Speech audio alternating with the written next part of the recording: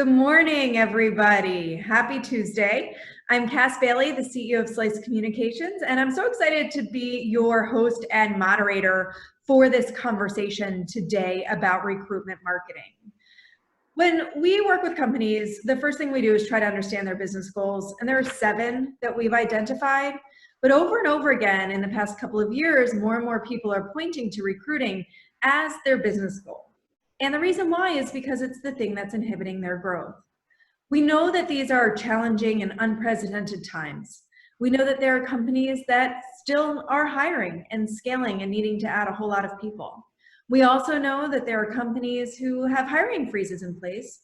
And we know that there are companies who have had to lay off or furlough employees, but are hoping to bring those people back and add even more people to their team in the coming weeks and months. Today with us, we have 3 incredible panelists who are all experts in employer branding and recruitment marketing, who are going to share with us their experiences, their best practices, and trends and opportunities that they are seeing. We have Meaghan Lynch, who leads talent marketing and global talent acquisition at TE Connectivity. We have Debbie McKesh, head of employee experience and employer branding at Selective Insurance. And we have Brandon Lynn, the vice president of employer brand and social media at Freedom Mortgage. So we're going to start with Meaghan. If you can tell us a little bit about yourself, your background, and your journey to employer branding. Absolutely. Thank you, Cass. Hi, everyone. My name is Meaghan. I sit in B2B talent marketing and employer branding on our global talent acquisition team at TE Connectivity. TE is a $13 billion global industrial technology leader. We're made up of 80,000 employees worldwide and over 8,000 engineers designing and manufacturing connector and sensor technology. And our global teams are enabling advancements in transportation, industry, industrial, medical, energy, and many others. So thank you for who are tuning in today. And Cass, thank you for having me on the call. Yeah. Debbie, tell us a little bit about you. Hey everybody, I'm Debbie McKesh. I lead employer branding and employee experience at Selective Insurance. It's a mid-size insurance company. We do personal, commercial, and flood insurance. My role is really to make sure that we have a highly engaged workforce and then translate that engagement into an authentic employer brand. So really happy to join the call today. And Brandon. Hey everyone, thanks for having me. My name's Brandon. I lead both social media and employer branding at Freedom Mortgage. It's one of the nation's largest privately held non-bank lenders who helps foster the American dream of home ownership and financial betterment. And so my job is to really stay at the top of the funnel, float above it, and attract the best talent, again, using recruitment as a retention tool. To foster the best sort of talent experience that we can and employee engagement experience we can for the organization. Thanks so much. So I want to make sure that everybody who's on the webinar knows that they can ask Q&A at any time. We're going to reserve quite a bit of time for that at the end. And also we're going to be launching a series of polls throughout this webinar in order to get feedback from you and better understand who you are. So the first poll that we launched was just asking, are you hiring right now? And it looks like 56% of you are and 44% of you aren't. And so we'll do our best to address both of those situations throughout this webinar. So I want to start just with a baseline. How do you define employer branding within your organization? And Debbie, I'll go to you first on this. Sure, yeah, we really define our employer brand as an authentic picture of what it's like to work at Selective. So it's really a way that, sure, we want to attract talent, but it's primarily something that we use to engage and retain. Brandon, how about you? Yeah, I like to call it the first impression department, right? It's strategic storytelling at its finest to not only attract the right talent, but sometimes, and this is a place where people can find it uncomfortable, but I think it's important to talk about deflecting and filtering out the wrong talent, but for the right reasons. So it's a filter in and a filter out. And Meaghan? So at TE, we're committed to our people and our purpose, and we know that our people are our greatest asset. Despite having a complex structure operating in different businesses, business sectors, and industries, our teams around the world are very much connected And so we maximize those stories, and we make sure that, you know, we're not only unleashing our people and our employees and the future talent, but we're also ensuring that we're aligned to our company purpose when we're creating and communicating memorable brand experience.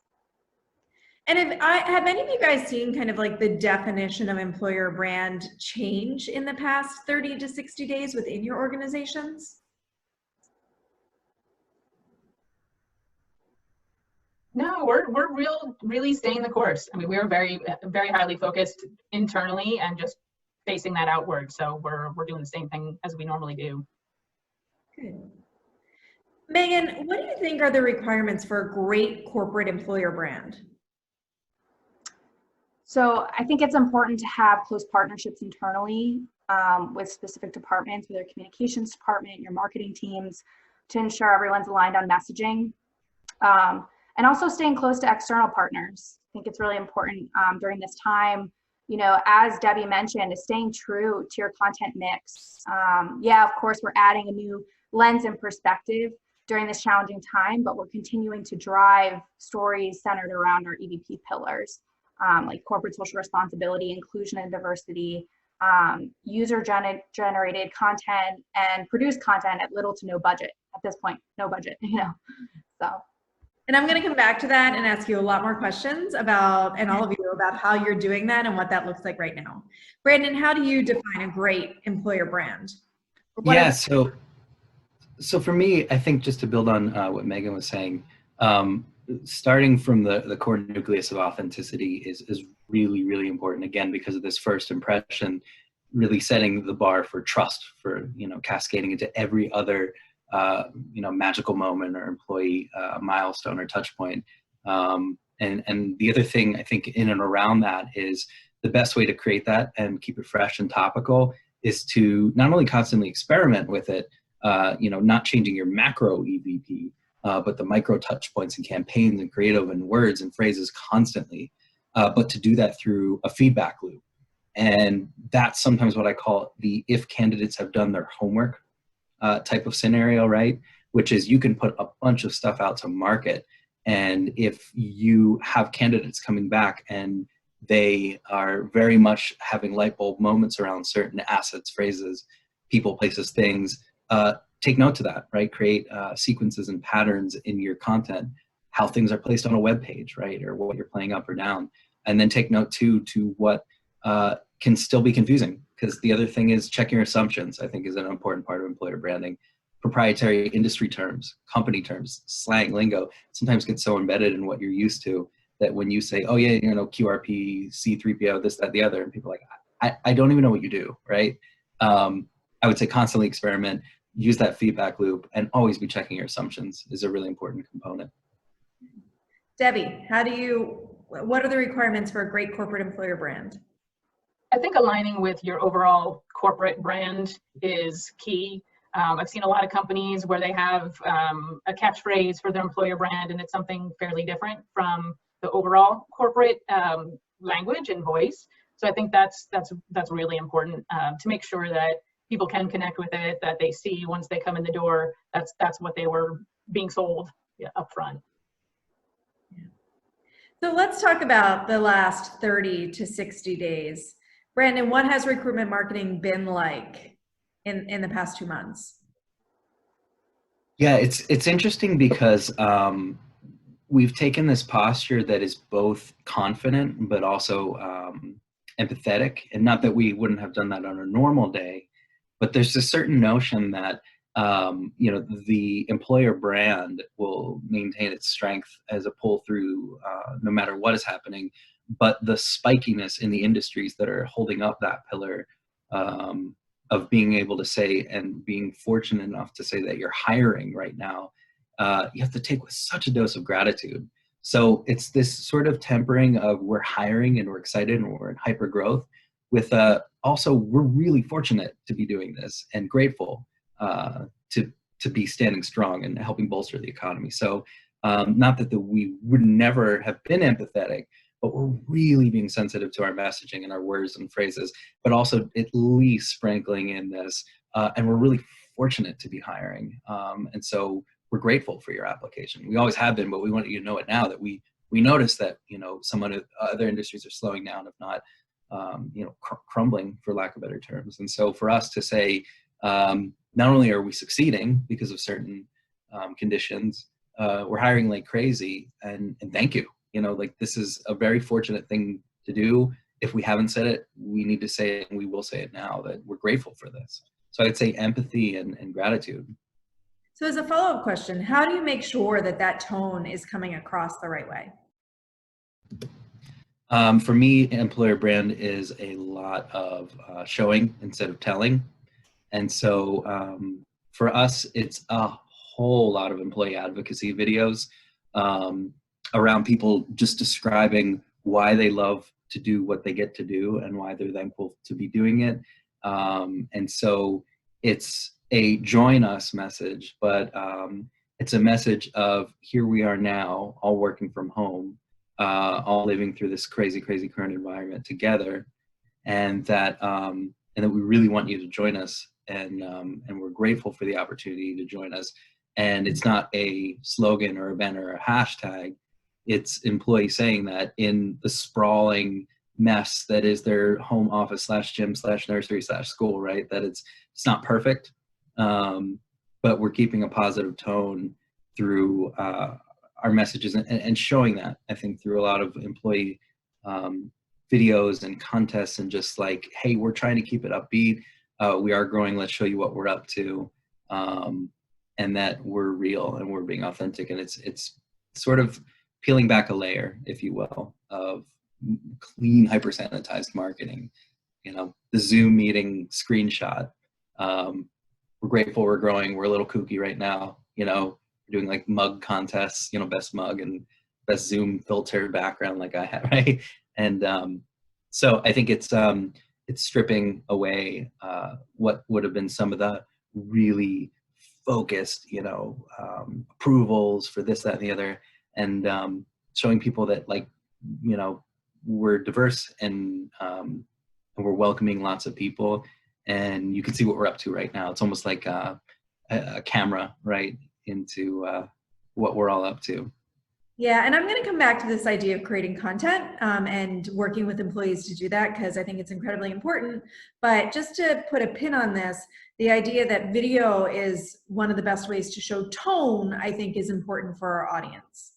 Debbie, tell me about how recruitment marketing has changed for you in the past 30 to 60 days. Yeah, I totally agree with Brandon's comments around sensitivity and empathy. We are extremely fortunate that we are still hiring. It's a little bit slower, but where we're focusing right now is making sure that those candidates who are in the pipeline, that they are getting the best care possible.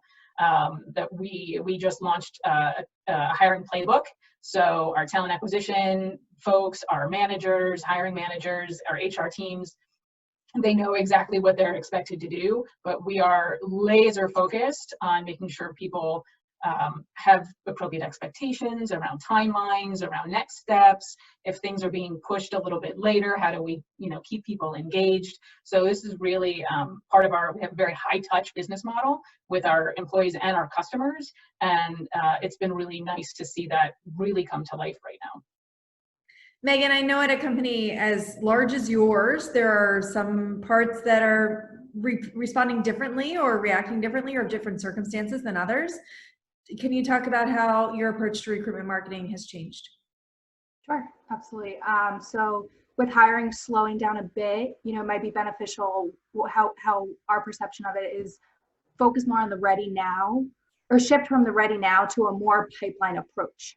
And so very similar to Debbie, I think at this point, as long as we're keeping our audiences connected with us, engaged, even if there's not something available for them, continuing to nurture and to develop our talent pools. That's been a major focus for us. We are capturing leads in multiple areas right now. So whether it's a career site, or whether, we're proactively reaching out to select groups and targeted talent that we want to stay connected with. And then continuing to know that we care for them and we're there to support them during this time. So let's dive into this content conversation, because I think these how-to tips and experiences that you guys are having will be very helpful to our audience. Meaghan, what are some ways that you're creating content? So we actually have a very diverse mix right now. I think one of the great things is that we give our employees platforms to use and resources to use those platforms. So, we'll identify our social stars, our advocates, our subject matter experts, and who are those key content curators driving their personal brand, and then also they're driving our brand message. So it's a win-win for both of us. And then of course, we love to pull in long form blogs. So we leverage LinkedIn where we can to drive some of those more rich content, longer form communication. And then of course, grabbing testimonials from around the world to elevate them and our brand concurrently. But I think with, our unique situation where we have our workforce split up into some employees working remote while others are more on the front lines, driving life essential products, we have noticed that everyone is just as engaged as ever and is still communicating their value, and internally and externally. So the really cool thing that we've been able to do is capture stories of, just as an example, we have one employee writes about being a single dad of two teenagers, juggling his career, and how he brings his role into the workplace to optimize his day.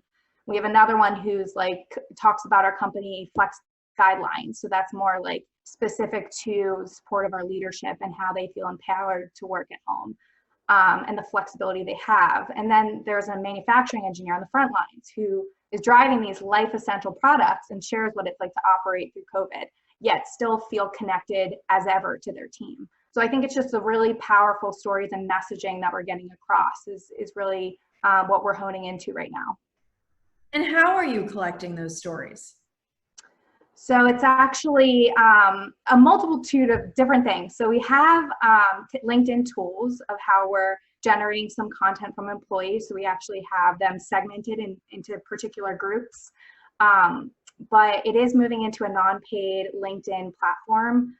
The careers page LinkedIn section will have more of an advocacy approach similar to their LinkedIn product Elevate. So that soon will be an opportunity for all employers to jump on the bandwagon and maybe scale out their employee advocacy program a bit more. But also I think it's, there's a lot of outreach, proactive outreach and communication, and there's a lot of great things internally that are communicated through our corporate comms team that we're leveraging and repurposing. Debbie, what kind of content are you creating right now and how are you doing it? Yeah, so we've really unleashed our employees to really experiment with social media and getting their own content out. For Selective Insurance, this is definitely something that's quite new. Last year, actually, we revamped our social media policy to be much more inviting. As I came into the company a little bit over a year ago, our social media policy was pretty restrictive. And people were really intimidated to use it. So once we got that policy revamped last year, people have slowly started playing around. So we typically would try to get employee stories internally. So we would post some internal communications, some email solicitations, and have a SharePoint site set up where they could upload their picture, their story. So we still do that, but now we're also saying, please feel free to also share your experiences. It was Earth Day for an example. It's something that we usually celebrate really, really proudly and in an exciting fashion. Internally, we couldn't do that, but we said, go ahead, share your stories, share them on our Life at Selective hashtag. What are you doing with your kids for stay at home with your kids at work day? And so we're seeing more people start to voluntarily share their experiences.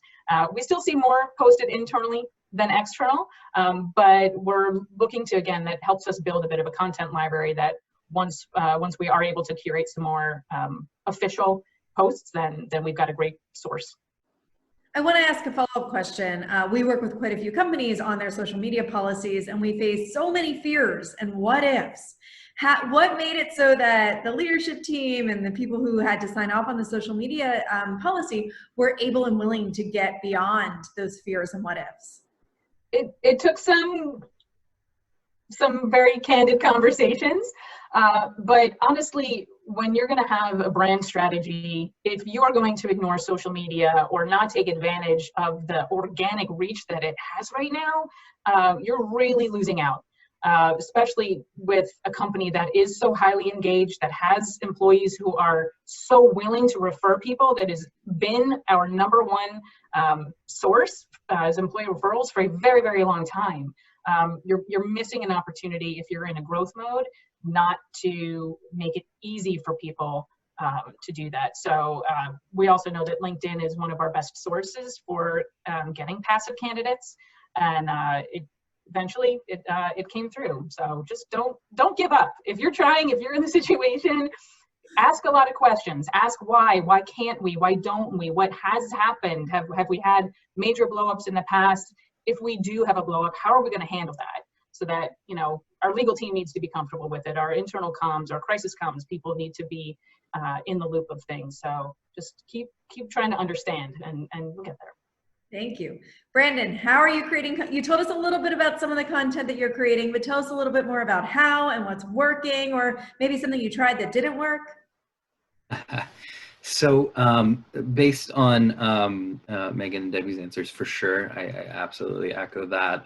I'll just add a couple unique angles on top is around what we're doing that really brings in the corporate consumer brand and fuses that with the talent brand to sort of create this full cycle illumination of the impact that employees and teammates are making and that future talent could be making. And that is to create this sort of holistic reputation and bring to life stories from customers. And this we're all in it together notion really being illuminated on the stage of social media by asking customers to basically share their stories and for us to get their permission to capture pictures, quotes, maybe even little selfie videos of what our products and services are doing to impact their lives throughout not only the everyday, but especially during this time with the spotlight on a pandemic where some of the things we're doing could be life-changing, life savings. You know, for us in the mortgage industry, right? It's helping people save monthly, you know, to be able to survive at some points, to be able to stay in their homes or enhance their families' lives. And so for us, for the first time, you know, we've really reached out, I would say with a lot more zest and energy to seek out customer stories where we do have customer stories that come in a lot through reviews, right? After certain relationships and transactions are complete. And now we're saying, hey, would you mind, you know, sharing this story in a different medium in a different way and sort of being our star on social media on a larger scale, because I think people could use a dose of positivity and good news and be inspired by that. But B, you know, the effects of our employees seeing that, like I said, goes inward. It creates huge engagement, but also illuminating customer stories and testimonials on social creates content that helps by proxy attract talent to, well, not only what do we do and what are we up to now and who are we, you know, who are we and what's our culture and values, but also what's the impact of what we're doing today in a crazy environment that, you know, will be what you're doing when you're here probably on the regular as well, because it's extremely impactful. Then it's even more so now. So I think that the additive element of involving your customers and consumers and business partners to help create content really kind of plays into this we're all in it together notion as well, beyond the employee advocacy. Thank you. So we know that there are some leaders in organizations who are naturally good on video and some who are not so good on video, some who are good writers and some who are not good writers. Debbie, how are you activating company leaders in getting involved with recruitment marketing or employer brand right now? Yeah, so our leaders are they can be a little bit timid, but externally. But internally, again, we have town halls, we have videos that are being shared.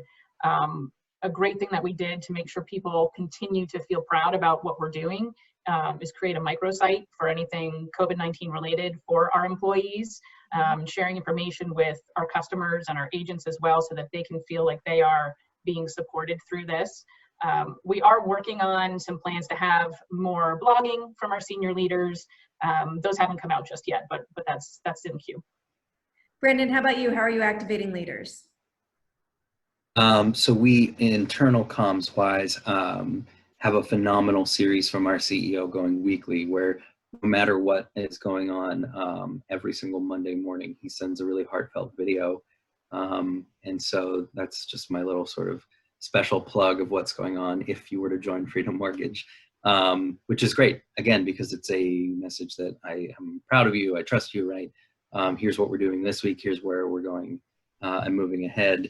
But I'll say that for those leaders, and I sort of giggled when you brought this up because I've certainly had the, had to stop the camera a few times, maybe a lot of times, right, and patch together or give somebody a Mad Lib and say, like, can you just say a few words, types of leaders, but that's okay. And so today I'll say that one thing that any leader can do on their own time is help build reputation. And so one of the things we're doing to engage leaders sort of directly but indirectly is encourage them and their teams to help us share stories on review sites, right? Because building that brand right now will go a long way.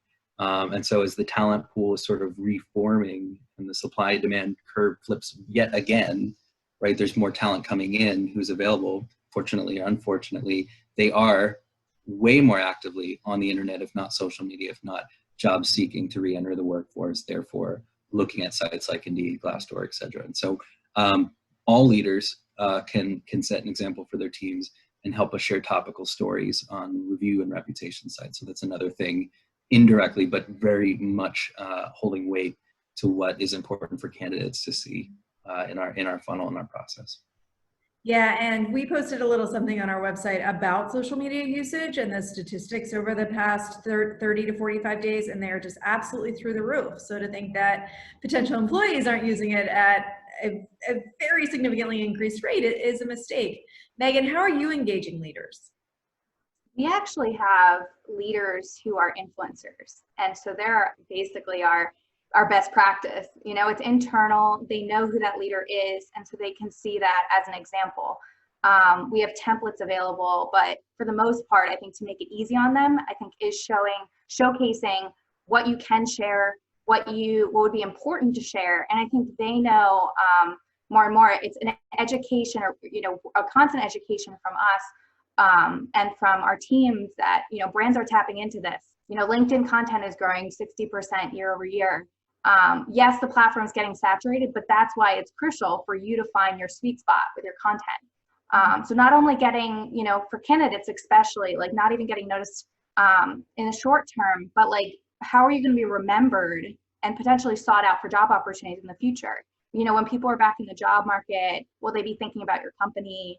How did you support your employees during that time? And as a leader, you're that person that should be communicating that. So I think it's just an evolution, a constant communication and training. But I think our leaders have strong enough influencers to set the stage for it.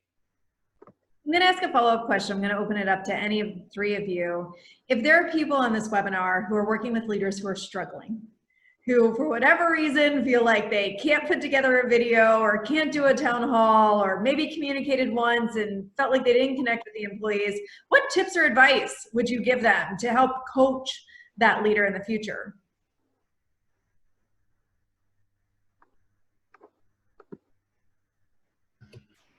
I would This say, is a tough one. I would say it might be helpful to give them guidance on content trends, like things that are happening, what's going on, things that are being discussed. So for example, right now, remote work, working from home, remote jobs, virtual collab tools, health, employee physical and mental health, supply chain, like those types of topics that are trending right now and would be important to stay on top of. So that would be more of like a short-term way to help them out.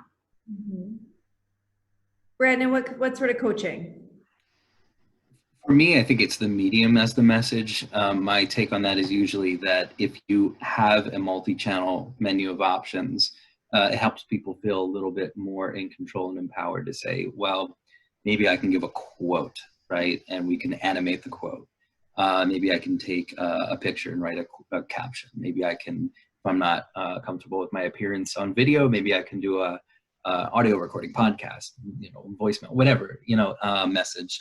We had a leader leave voicemail, on everyone's voicemail. Like whatever it is, if you've not played with a medium, I always say if you go bigger with the menu of options, then people will feel more comfortable eating at that restaurant, right? So if it's a la carte and you can say, instead of, hey, we need, your 5-page essay, by next week, they're like, I hate writing, or I can't write, that's different than if there's mediums you haven't experimented with, right? That if you offer them more options and some feel more snackable or some feel more comfortable, it tends to be, in my mind, a little easier to get people comfortable with. There's got to be some way to capture your voice, because we know no matter how you say it, if you're authentic and genuine in the medium you're most comfortable in, again, if it's a phone call, like a podcast interview or recording, it's better to say something than nothing. Debbie, how do you think recruitment marketing is going to change for the rest of 2020 and into 2021?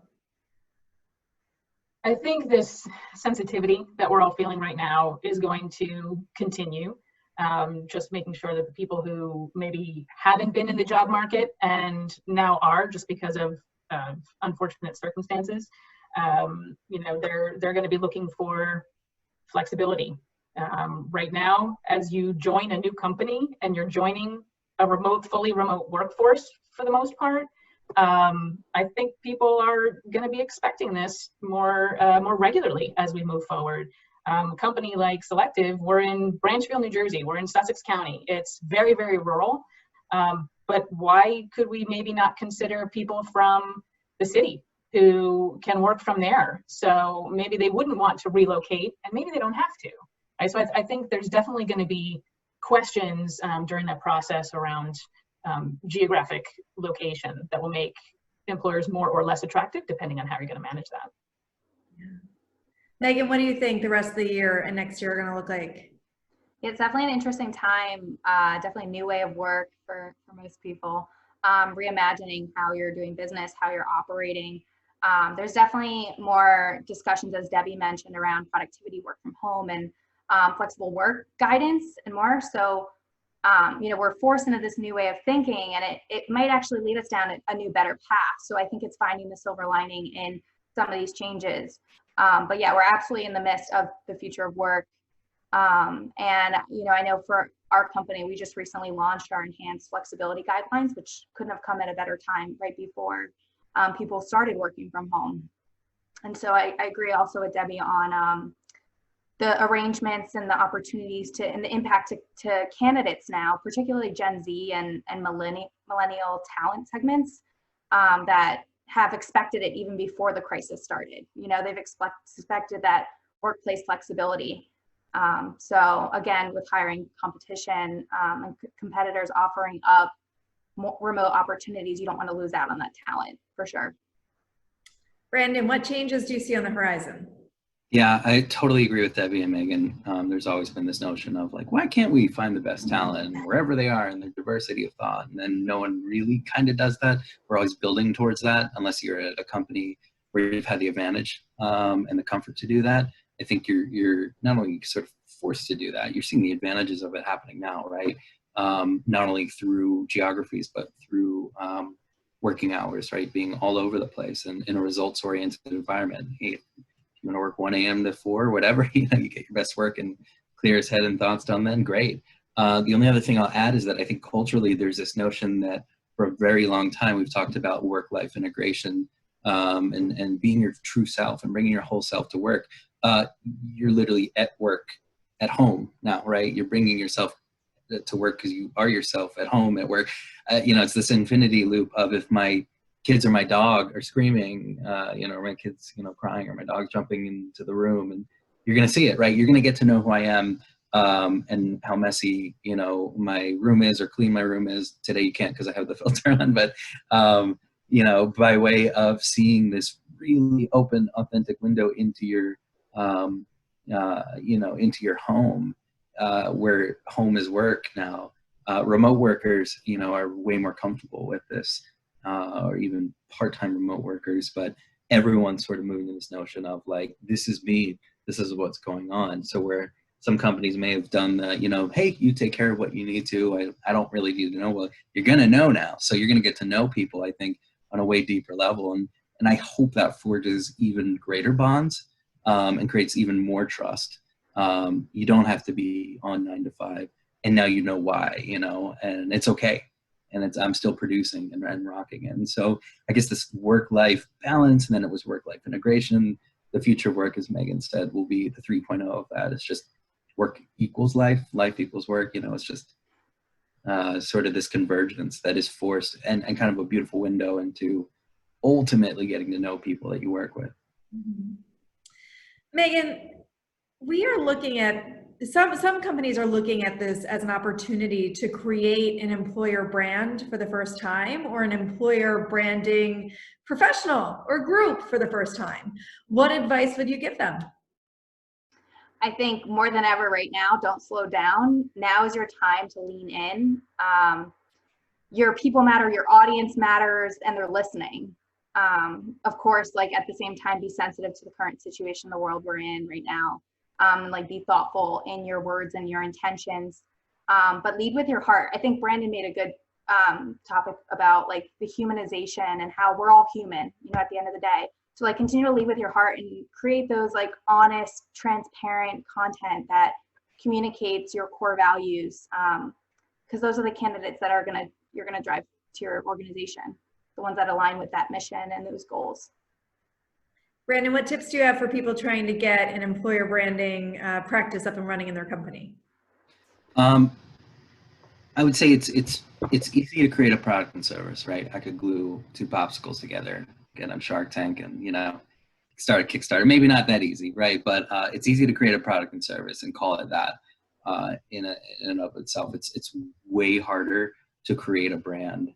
And so, not to sound negative, but to give, I think, a lot of echoing to the thoughts Meaghan just had, that to start now. It's a long-term play, and it couldn't be more important than it is right now. And so I guess I want to caveat that it may not be easy. You may not be able to pick a slogan, take a picture, throw it up on a website, get a post up, and expect instant results. And so the good news is that it pays dividends in the long term, because it's such a powerful thing for people who will be experiencing the shock waves and the ripple waves of this pandemic way after some of the immediate health effects settle down. So I think starting now is really, really important if you haven't, and realizing that even in an environment where things slow down, directly crisis related, the decision-making process and the comfort level of people deciding to make changes, to work with new people, to jump into new environments, when the whole message for weeks and weeks and weeks has been hunker down, don't make any moves, stay put. Do understand psychologically that might be a bit scary for people to move. So you have to paint a picture for them to feel really good about that decision, by way of showing them exactly what to expect, and what they will be getting and maybe not getting, and just to make sure that they really feel like they can trust you through genuine employer brand marketing. So be, like I said, very genuinely purposeful and authentic in your messaging. Lead with your heart, I think, is a great way to say that. And empathize with the fact that people, might be a little bit nervous about jumping back into a new adventure. Like the world is just, reset right back to a normal. So employer brand is an amazingly powerful tool. It takes a while to cultivate and build, but that's the fun of it too. So, always experimenting, like I said, always pivoting and changing your messages and trying new things, and realizing that it's an infinite game, which again is why I love what I do. And I think the panelists would say the same.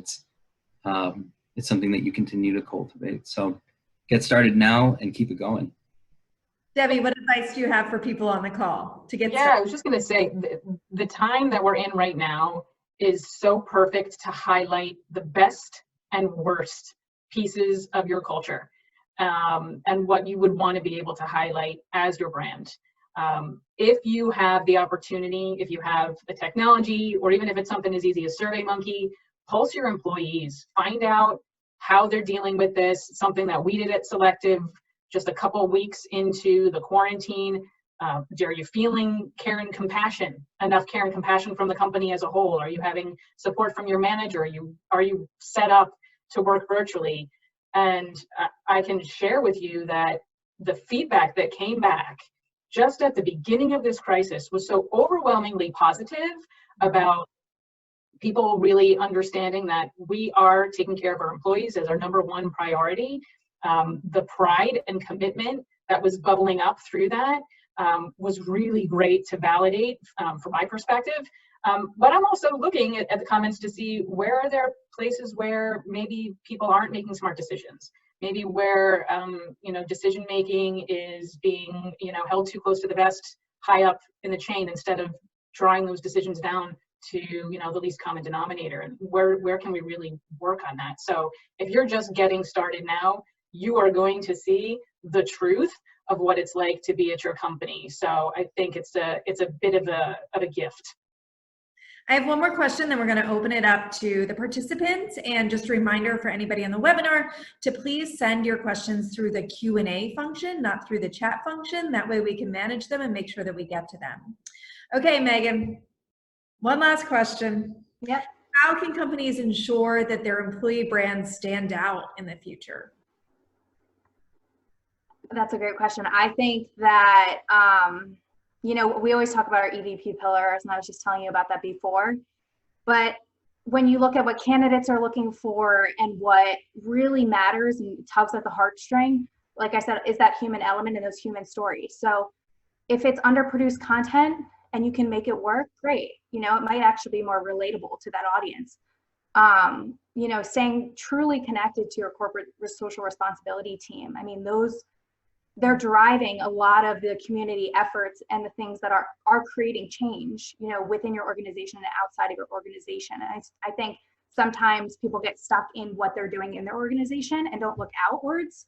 And I feel like at T, we do a really good job at how can we connect globally? How can we connect to people, not just TE employees, but how do we connect with everyone on multiple levels? Debbie, same question. Actually, I'd like to pick up on something that Brandon said before, is how can you artfully carve out those people who are not going to be the right fit for you? I think that's something that I've seen in some creative brands where they're putting it out there. Look, you're not going to be able to walk away from not producing something here. You're going to be held accountable by your team. If that's how it is to work there, then I think it's important for people to understand it. And again, as direct as you can be around, yes, this is who we want, but who are the people we don't want? I think that's a way to really stand out. Yeah, and I think that as more and more companies see an influx of resumes and applicants, it's almost better to get less resumes and applicants and more of those who are the right people. Okay, Brandon, what can companies do to ensure their employee brand stands out? Sure. I would say to add on 2 things. One, I would absolutely do a competitive analysis. It may seem like an obvious, right? Even if you don't have, the whole SWOT, paradigm set up and workshops, if you're doing nothing but Googling your competitors and really doing some deep competitive intelligence, just to make sure you're staying in your lane and creating some blue ocean, so as to not fit into just the messy middle, as they call it. Do a competitive analysis, make sure you know what's out there and who's saying what. And then the other activity, which is almost impossible to 100% nail, but always a good thing to do, is to try to strip your logo or your brand away from your EVP messaging, tagline, slogan, storyline, pillars, and see if you took the logo away, does it still feel genuinely like us, like XYZ company? If it feels like you could replace it with any logo, you probably have more work to do. If you're getting closer to it, you should say, okay, that those words do definitely feel like us. And some of the words I always laugh at is when you do employee brand audits and you see most people picking the same 4 words, right? It's like honesty, integrity, teamwork, right? Sure. You know, some of those that are like, great, 2 people can work together at your company, you're doing ethical business in 2020, like that means absolutely nothing. Pick words that, like I said, if you strip your logo, get as close to feeling like, yep, that is absolutely us, and hopefully not like anyone else. Yeah. One thing to note for our participants is that sometimes when you do a competitive audit, the companies that you compete with for customers are not at all the same customers that you compete with for talent. So definitely think about that outside of your industry. And then just one other thing, that choosing where we work is a very emotional decision for most of us, usually right after who we spend our lives with and where we live. And so finding a way to make an emotional connection with people in a lot of cases will be the thing that helps your employee brand stand out. Okay, we're gonna go to audience questions. First one, how has your interview and onboarding experience changed for candidates and new hires during the pandemic? Who wants to take that one? I'll jump in. So it hasn't changed much, aside from timelines shifting a little bit. But like I said before, our talent acquisition team, they're clearly communicating with our candidates around how virtual onboarding could happen, how this interview process happens. We're actually coming up with a more formalized virtual onboarding plan right now, which is great. So good news, hasn't changed much other than just technology. Anybody else? Yeah, I could talk to the candidate's perspective. I think there's a lot of questions that you have to anticipate now that they're going to be asking. For example, especially like later on, like how do you handle your employees during COVID outbreak?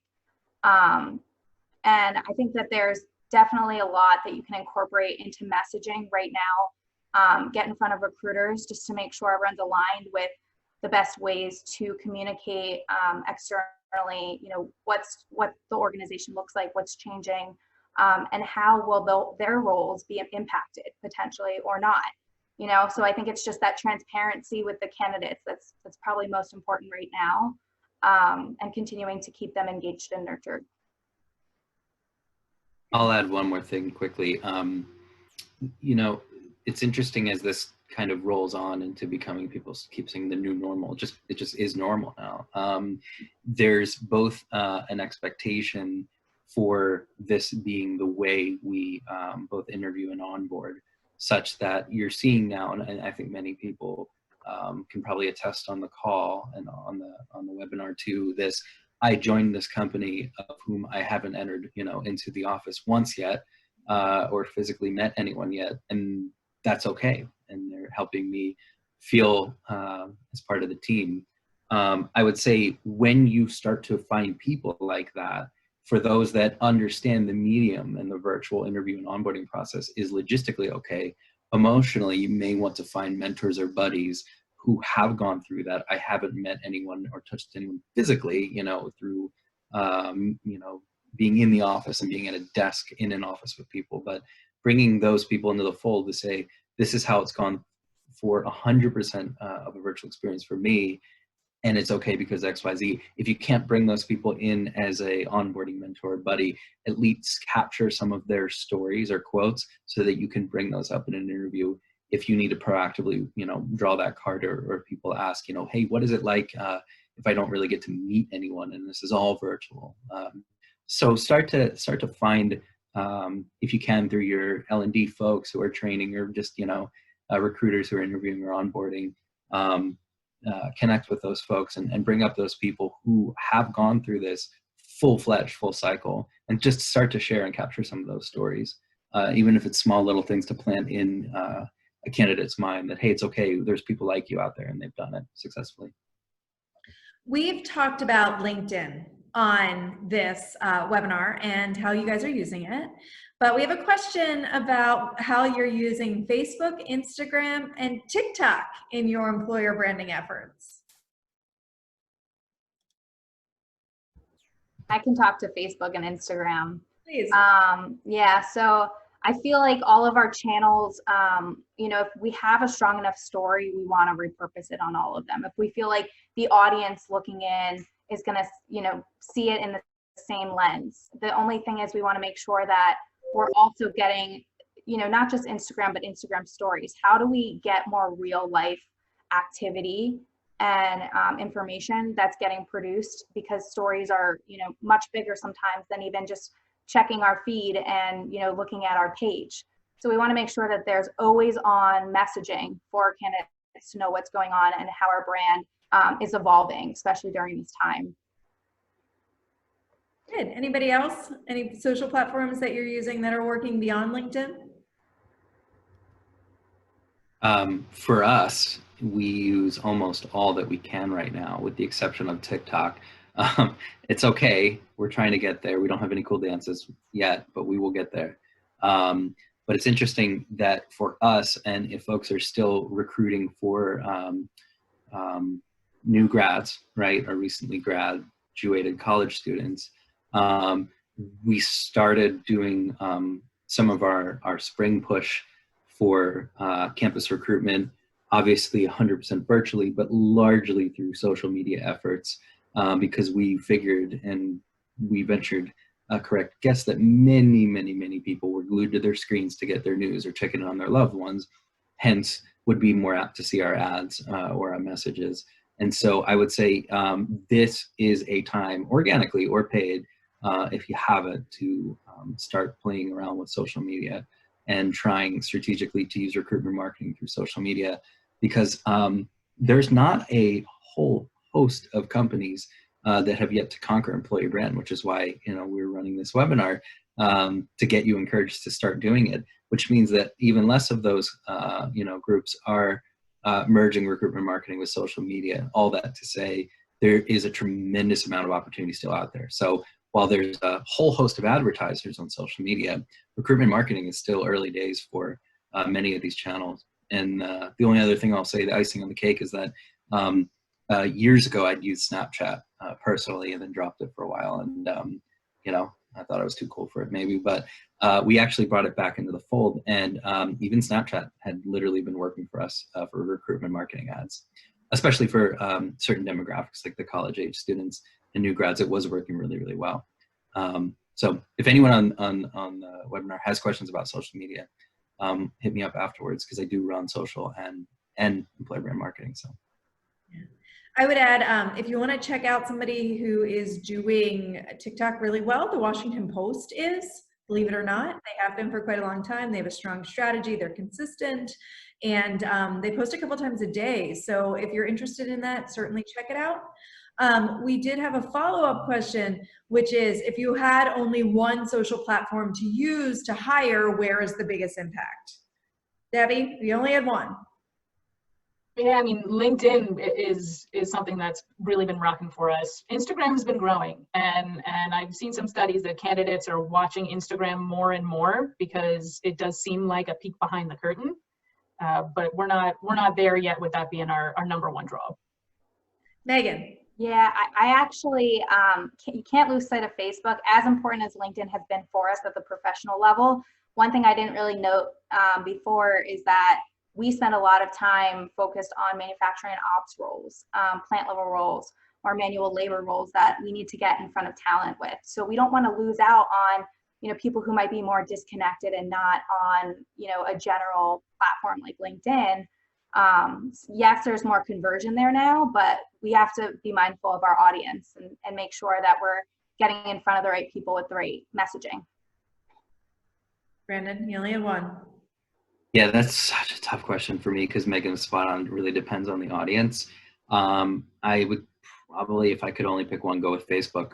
I just think quantity wise, you cannot beat Facebook. The reach is tremendous. If you think about folks sharing your message for what's called network reach, right? The X factor to how many people are on there, sharing with their friends or family if the message isn't for them or messaging.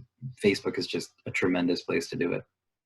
Yeah, that said, you probably need to put some ad dollars into Facebook if it's going to be the one for you.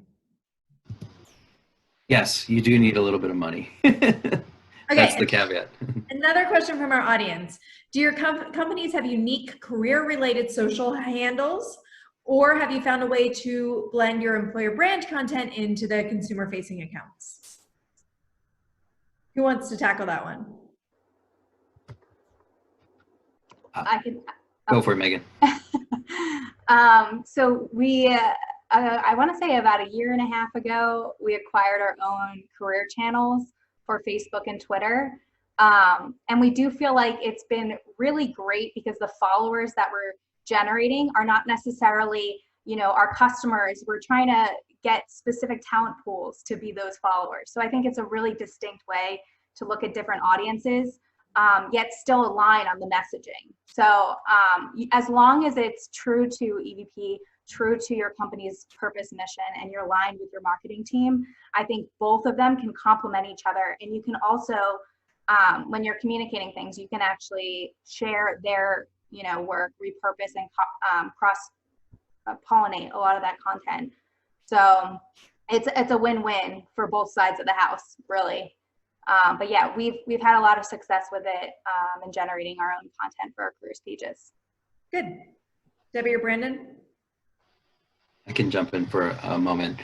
This is actually one of my favorite questions because I've gone both ways with this debate, if you should or shouldn't. So previously, I was of the notion of when you talk about speed or efficiency for recruitment velocity or bringing in candidates quickly and the right candidates with efficiency, which means that you should merge careers and corporate into one holistic content stream, quality and efficiency wise, to have the best informed, right, the brightest candidate who knows exactly what you do and why you do it, and therefore should be brought into the fold. I've actually now gone the other way to speed, and we've done a experiment with some career based channels, primarily because the efficiency to use that as a sort of microsite where you can't get people to go to your career site, as beautiful as it is and as hard as you worked on it, sometimes you just have a lot of attention war noise and you might not be able to get people to go there. But if you use a social media channel as a micro landing page and think about converting people right from there, right, with a link in your bio or in a content piece, you might actually find some success in promoting that channel and having that just be the pull through to get ultimately what you need, which is an applicant converted. So I've gone both ways. I wish it was a perfect world, in my humble opinion, where we could have all candidates one place, getting to know the products, the services, the people, right, the players, and being super informed. But speed tends to win right now. And so I've gone the other way, and we've built a microsite content channel for just careers that converts. That's great. And then Debbie, how did you guys handle it? It's all completely integrated right now. So employer brand is still very new to Selective, only past maybe year and a half. So I will follow with Brandon maybe on some of his suggestions on the microsite. Okay, we have time for one more question. What are your thoughts on talent cloud and online staffing models? Anybody want to take that one?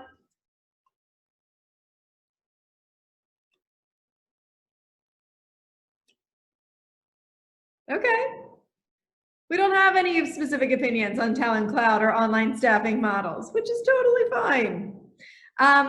Well, I wanted to, before we wrap up, ask you guys for one piece of advice, like one thing that you hope that the participants take away from our conversation today so that they can survive and thrive today and tomorrow.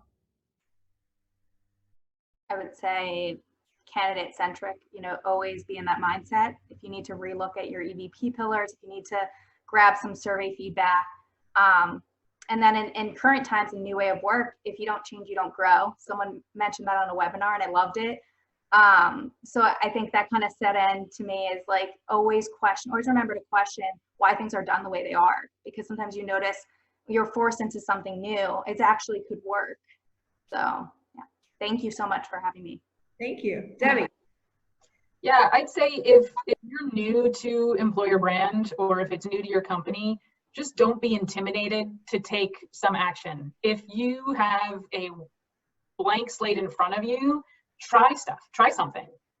Get some buy-in from senior leadership to make sure that they're comfortable with what you're doing, but don't be afraid to just go out and start experimenting. Brandon. The last thing I'll say is that the old saying that people used to have, a minute or 30 seconds to read your resume. Think about it on the flip side of consumers. When you talk about what Meaghan mentioned, putting yourself in the candidate's shoe, imagine a candidate has 15 seconds to catch a headline or a job title and a quick elevator pitch. And so when you're doing this work, it takes a lot of thoughtful effort. But just remember that you want to be extremely poignant in that candidates are bombarded with all types of messages. Some people don't know they're doing employer branding and aren't doing it well. Some people happen to just be able to stand by a name brand. But those who are in it to win it, like we are, just note that you're going to have, and I call it the attention war within the talent war. So be very, very mindful of how sharp you want to get in and get out to get people just interested and aware enough to start entering your funnel. And I call that, 15 seconds of attention. So thank you to our incredible panelists. Thank you to everybody who participated. I learned a lot in terms of tactics and best practices and approaches and methodologies all around employer branding and communications. If anybody has any other follow-up questions, I posted a link in the chat to the Slice Advice page on our site. You can ask your questions there, and then we'll make sure they get out to the panelists and they can reply to you directly. We also have an ebook on employer brand communications, promoting that you are a great place to work, and I've included the link there as well. Thank you so much for everybody who was part of this today, and I wish you all health and safety. Thank you.